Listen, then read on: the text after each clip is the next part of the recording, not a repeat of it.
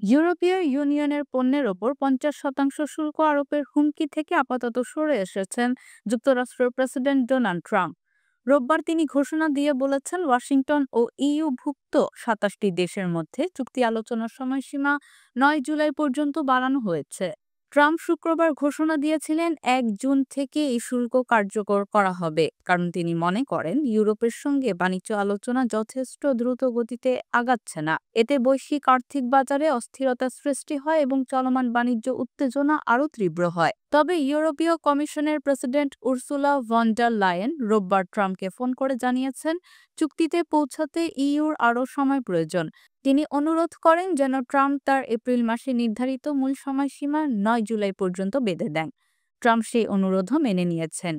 এ প্রেক্ষিতে ট্রাম্প জানিয়েছেন, আমাদের মধ্যে খুব ভালো কথা হয়েছে। ভন ডার লায়েন বলেন, দ্রুত একসঙ্গে বসে সমাধানের চেষ্টা করতে চাই, এতে আমি রাজিও হয়েছি। এই ঘোষণার পর ইউরো ও মার্কিন ডলার কিছুটা শক্তিশালী হয় ইয়েন ও সুইস ফ্রাঙ্কের বিপরীতে।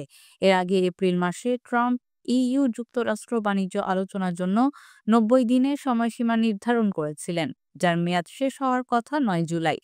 তবে শুক্রবার তিনি বলেছেন, আমি কোনো চুক্তি খুঁজছি না, ৫০% শুল্কই এখন আমার সিদ্ধান্ত। এর ফলে মার্কিন ও ইউরোপের শেয়ার বাজারে ধস নামে এবং ডলারের মানও কমে যায়।